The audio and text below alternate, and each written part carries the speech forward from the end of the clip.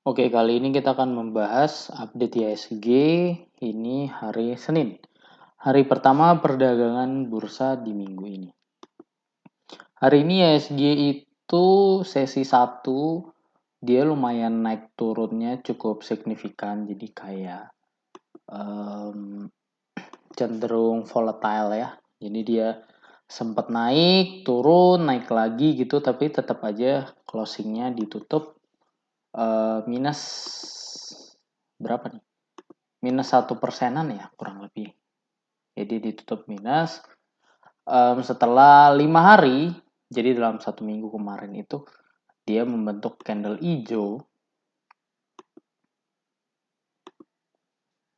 yang clean sheet ya. Jadi dia hijau terus. Sebenarnya kalau proyeksi saya dari IHSG sendiri, karena dia udah turun cukup drastis, mengingat ini juga masih bulan Mei, jadi saya memproyeksikan untuk IHSG itu kalau dia, ya semua orang pasti berharapnya rebound naik kenceng ke atas ya. Tapi kalau kita pakai logika yang basic aja, selama dia masih bisa bolak-balik di area sini, itu sebenarnya udah good banget teman-teman. Jadi nggak usah kayak berharap dia bisa sentuh ke 6.300. Dia bisa stay aja bolak-balik di sini, jadi kayak sideways gitu sampai kira-kira bulan Juni atau Juli atau Agustus itu udah good banget. Karena kenapa? Kalau dia sideways di sini, otomatis itu para big money itu lagi proses akumulasi. Nah, biasanya kalau IHSG lagi seperti ini, saham-saham yang bergerak itu adalah saham-saham second liner atau third liner. Jadi yang punya market capital rendah, kecil. Kenapa dia yang bergerak? Karena market cap-nya itu kecil sehingga dengan uang yang tidak terlalu banyak bisa menggerakkan harga saham tersebut. Makanya kan bisa pergerakannya tuh signifikan, bisa tiba-tiba naik kenceng puluhan persen, bisa juga tiba-tiba turun puluhan persen gitu. Nah, saham-saham seperti itu bisa mendatangkan profit yang signifikan serta dalam waktu yang instan, tapi juga bisa membuat rugi dengan porsi yang besar dalam waktu yang instan juga. Jadi menggunakan profil resiko yang tinggi, yaitu high risk, high return. Kalau teman-teman belum terbiasa atau merasa nggak nyaman dengan saham-saham seperti itu, ya dihindari boleh.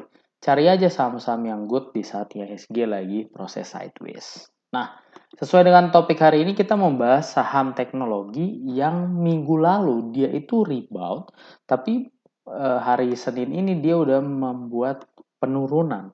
Nah, kita bahas apakah itu dia gagal rebound atau hari ini penurunannya normal atau gimana kita bahas. Nah, yang pertama, kita akan membahas tentang saham Goto. Ini merupakan saham yang cukup signifikan banget karena perdagangan bursa 1, 2, 3, 4. Jadi selama seminggu kemarin jelas ya. Dia itu naik dengan signifikan ya. Dimana kalau kita lihat dari harga lowestnya itu di 188 ya. Ya sekitar segitu ya. Dia sudah mencapai kenaikan 76%. Hari ini ditutup ARB dengan candle yang full kayak gini. Oh sorry, nggak ARB ternyata. Closingnya ditarik. Jadi tadinya kan ARB di 286 tapi nggak ARB. Nah, kalau kita lihat itu dia udah break area downtrendnya teman-teman. Jadi di mana waktu itu dia IPO di 338, dia sempat naik signifikan, lalu dia 436 dia drop. Di sini ada garis downtrend line. Nah, dia udah break ke atas. Area kuning ini menjadi area penentu di 232 dan 248. Dimana kalau misalnya area tersebut dia bisa rebound di area itu, maka itu good. Kalau kita pakai Fibonacci retracement dari low ke high, harusnya dia bisa rebound di golden ratio, yaitu di 0,5 atau 0,618. Jadi bisa perhatikan di area 270 sampai 254.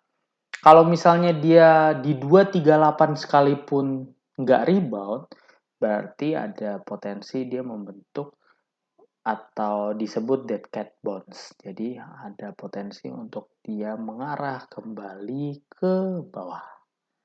Selama dia naik 4 hari, sentimennya apa sih? Sentimennya adalah Telkom itu dia investasi jangka panjang katanya. Jadi dia mengeluarkan sejumlah dana investasi di Goto dan tercatatnya itu seharga IPO. Makanya sekarang dia lagi minus.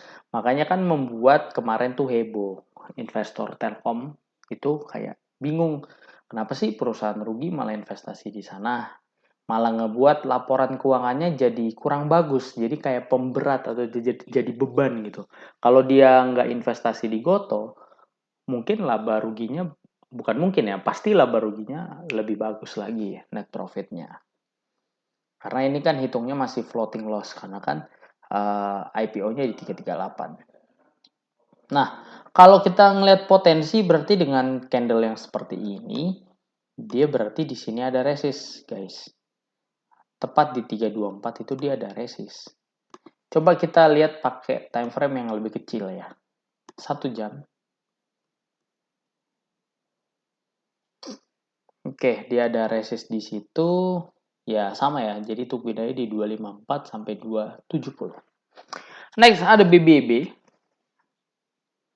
Sebenarnya kalau kita mau main mid term atau long term gitu, BBB cukup oke. Kenapa? Karena kemarin dia right issue di 1300. Jadi katakanlah orang-orang yang masuk investor baru lewat right issue, dia mempunyai average di 1300. Dengan sekarang asumsi harga yang masih closing tadi 1330, berarti average kita hampir-hampir sama orang-orang tersebut. Nah, BBB sendiri itu juga kemarin naik ke 5 hari itu candlenya hijau. Hari ini ditutup dengan merah. Dan dia bikin inverted hammer ya di sini. Jadi kayak ekor atasnya panjang, itu artinya sellernya di atas itu ada. Nah, kemungkinan dari BBB itu ada 2. Yang pertama adalah dia kemungkinan membuat double bottom. Jadi bisa teman-teman tungguin di area 1185. Karena 1185 ini lumayan kuat ya. Jadi bisa tungguin di area sini lah, 1185 sampai 1200. Jadi kalau dia balik ke bawah dan ada pantulan, ya mungkin dia akan sideways dulu di bawah sini, entah beberapa kali, baru habis itu breakout. Target minim-minim itu paling nggak dia bisa ke 1560 nutup gapnya yang kemarin. Syukur-syukur kalau dia bisa ke 1705. Next ada Arto. Bang Jago. Sebenarnya proyeksi saya itu Bang Jago itu masih ada potensi untuk ke 4700 sebenarnya. Karena kalau kita pakai double tops-nya betul-betul berdasarkan ujung sini banget, jadi itu kan atasnya kan 19050 nih. Tengahnya kan 11875. Nah, kalau di sini kita pakai 19050, 11875.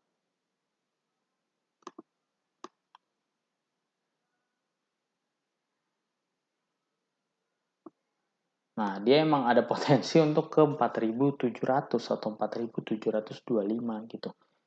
Jadi, karena ini kan kita pakai asumsi betul-betul titik tertingginya ya. Jadi walaupun ini ngebuat inverted hammer, nah harusnya kalau kita pakai asumsi titik tertingginya banget, ujungnya walaupun itu jarum, ya harusnya ini juga kita pakai jarum. Jadi kalau di sini kan jarumnya di 11800. Jadi masih ada potensi ke 4700. Dengan candle yang cuma 1 hari naik gede, volumenya masih so-so aja. Jadi kalau teman-teman yang belum punya, ya mungkin bisa beli di area 6625. Harapan-harapannya double bottom, 6625 rebound, jadi buat double bottom. Tapi kalau misalnya 6625 atau last low-nya kemarin itu di break, ya tungguin aja di 4700. Next ada agro.